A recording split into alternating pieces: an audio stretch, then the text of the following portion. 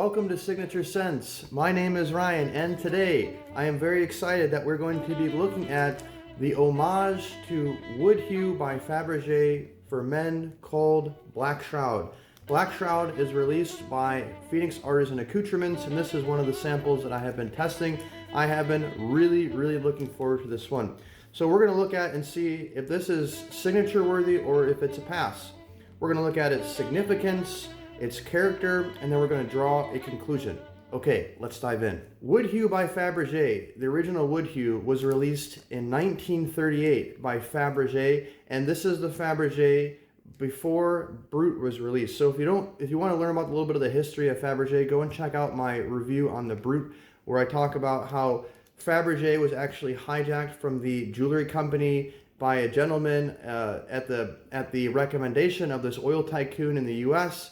And then he had the company for a while. Then he ended up selling it to a person or a group who later released Brut. But this is before that, so this is a really old scent. Apparently, this scent was the favorite and most popular worn by Dean Martin. Also, Cary Grant was supposed to have worn this. And something else cool about this was released in 1938 and it was discontinued in 1986. So this is a very old school scent, and why it's really exciting that they have released this, because to find an original Woodhue by Faberge for men would be very difficult. Now with that, I think this would be really cool to talk about what was going on in 1938. And I have some really fun highlights that I found on the internet, so I'm going to read those now. So in 1938, Disney's Snow White and the Seven Dwarfs was first released in the US. The first appearance of the comic book Superman Hero was also released. Orson Welles' original and very famous War of the Worlds radio broadcast caused panic in several parts of the United States. That happened in 1938. And also, this is World War II is going on as well. So that gives you a little bit of context of this, where this came from and the time era that it came from.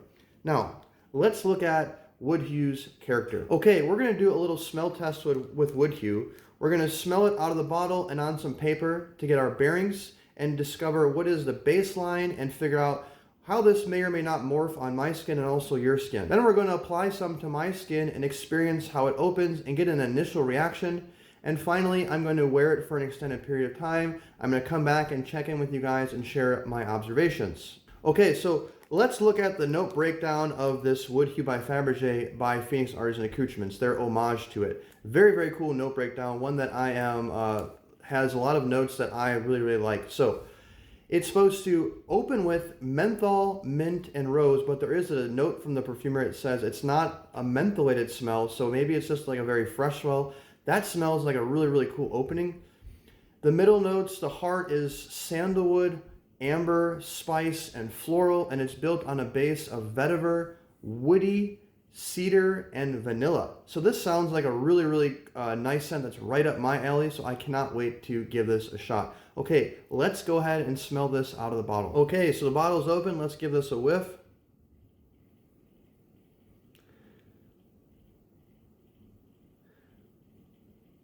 Okay, this sounds strange, but my first reaction and smell I'm getting is like a baby powder type of scent. Not baby powder itself, kind of like the scent that they make the fragrance behind baby powder. It's kind of, so to capture that, it's a little bit of powdery, little bit of vanilla, and maybe a very faint woods. That's all I'm getting out of the bottle. So let's go ahead and put this on some paper and give this a whiff. Okay, so we got some on some paper here. We have a nice, I don't know if you can see on camera, I don't think it's picking up. We got a nice blotch on this paper. Gave it a second to dry. And thankfully, the scent profile is significantly different. Getting a lot of wood. Very nice woody scent. It's sort of rounded off. So rose for me is a weird one. I just reviewed their Mega Floral and that had too much rose in it. This one, in contrast to that, the rose is way in the back. It's like added as a very like to round off the woodiness just a touch. You can barely even, to my nose, my initial reaction is the rose is not, it's barely noticeable. It just kind of rounds off this woody. they're right that it's not mentholated. I'm not getting any major menthol. I've smelled some of their aftershave EDCs that actually gave me a nose freeze. This is not even close to that. So sandalwood, amber, a little spice. There is a little floral. The floral I'm getting though is not necessarily a rose. It's just kind of a floral scent. So yeah, it's actually, I'm smelling a lot of the heart. I'm not getting a ton of the opening. Just my nose could be the way it is today. But yeah, it smells very, very nice. In general, the general accord, I would say, is like a ambery, woody, floral. So let's go ahead and put some of this on my skin. Okay, so here we go. The bottle is filled up. It's a little bit over 1 ml. These samples, this is pretty consistent. They're a little bit over 1 ml. Now, I was just thinking to myself how excited I am because the significance of this scent and just how old it is, and it was started in 1938, discontinued in 86. It's very, very rare, and so far these homages to the different scents that I've been smelling from this company have really been nailing it. So I'm super excited to be able to see if this works for me because I love vintage scents. And this is only, again, $26 for 100 ml of the EDC, which their EDCs perform very strong. They're almost EDTs. Some of them actually, I think, do perform like EDTs. So let's go ahead and give this a shot. I'm going to spray some on my hand. Nice little shine. Ooh. Okay, so let me comment on that. In the air, nice vanilla smell. Of vanilla painted with a little bit of wood, but a little bit predominant vanilla. Very, very nice vanilla though.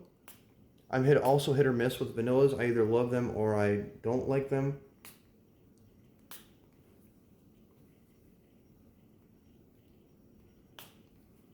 All right. Ooh, very, very nice in the air. It's got a very, it's like a mature vanilla. That woodsy part of it gives it that like sort of maturity. Very, very nice. Okay, let's go ahead and give this a second to dry down. Let it settle. What I've noticed with these Phoenix Artisan Accoutrements is when I spray them on and I don't give it a second, if I go in too early, what happens is I get a few seconds later, I'll get overwhelmed with this mushroom cloud as the alcohol evaporates and the scent sort of builds, and I can already smell it building. It's getting like more and more. Okay, here we go. All right, so this is different on my skin. I'm actually getting more of the opening, which is very strange because typically the way I've been testing these scents is my chemistry usually skips the openings and really projects the heart strong, and the opening is like this kind of novelty where it's a few seconds and it's so in the background. Wow. So I'm getting the menthol, I'm getting the mint, and I'm getting the rose. But they're not overwhelming or overbearing. Like there's not, and I'm very, again, I told you I'm very sensitive rose. This is not a strong rose. It's actually, they are so well blended that they are, they kind of come off in the nose as this one solid note of this menthol mint rose. It's hard to, you have to smell it. It's very, very unique smelling though. I don't know if I've ever smelled anything like that. Which is not a huge surprise because this DNA is a super vintage style, traditional style scent. Okay, so underneath that menthol mint rose, you got that sandalwood and amber. I've made up a new note. It's called sandalwood and amber. Is definitely there with the spice and the floral. It's I don't want to say, I'm going to say this very carefully. It gives me a slight tingly of the vintage Old Spice in the way that woody amber floral spice is. It definitely gives me vibes of that, but it isn't Old Spice. It's just one note or two. I think it's actually a little bit of that spice that is kind of triggering a memory of Old Spice. It's actually, I would say this is a cousin to Old Spice, but the way that this smells, and I have the vintage Old Spice, this Again, with these Phoenix Artisan Accoutrements, they are so crisp and clean and fresh. They use all natural oils. He diffuses a lot of his own oils. The smell you get out of these is so high quality. That's one of the reasons I just love them. Okay, so off the skin, let me summarize.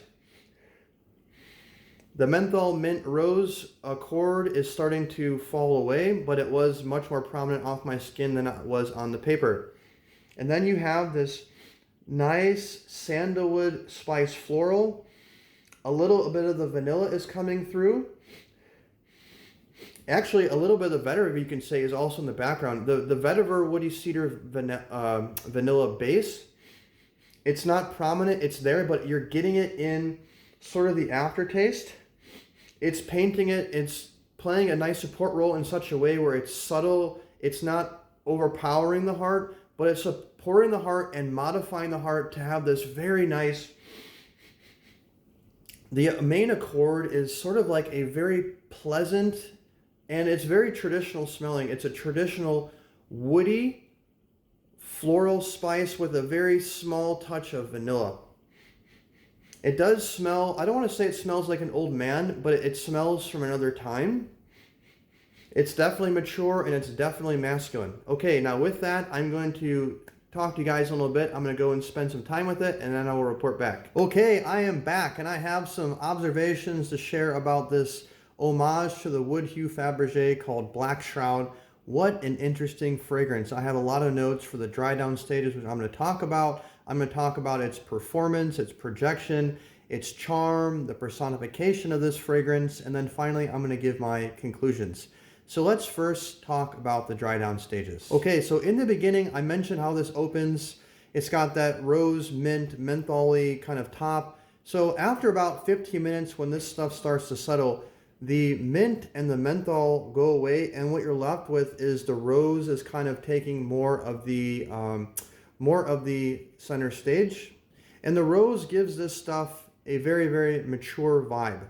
After about 1.5 hours, the rose starts to come down a little bit and you get this other floral accord, which is kind of carnation-like, that exchanges with the rose. It's kind of like the rose passes the baton to this one, and as the rose calms down, this other floral scent comes in soft, and then it starts to build, and it goes like this little curve.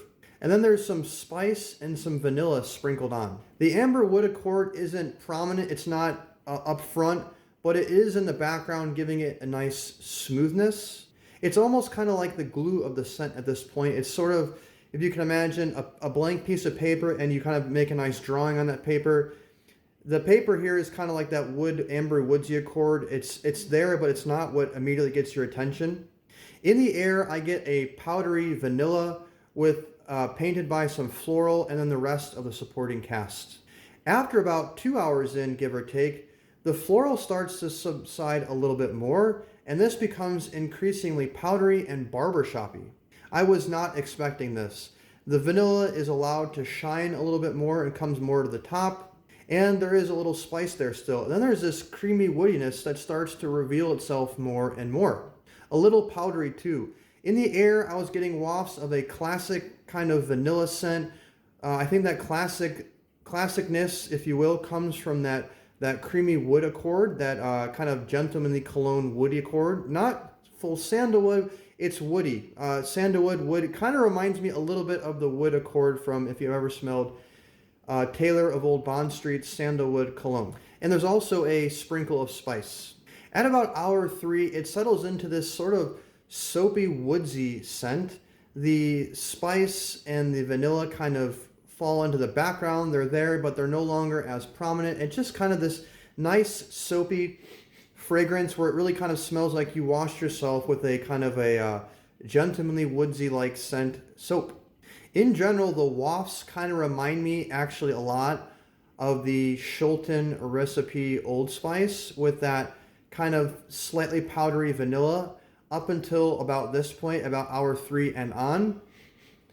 I would say probably more closer to hour 4, the powdery vanilla actually kind of goes away a lot, and I'm just getting like that soapy woods is kind of like the final form of this, slightly powdery.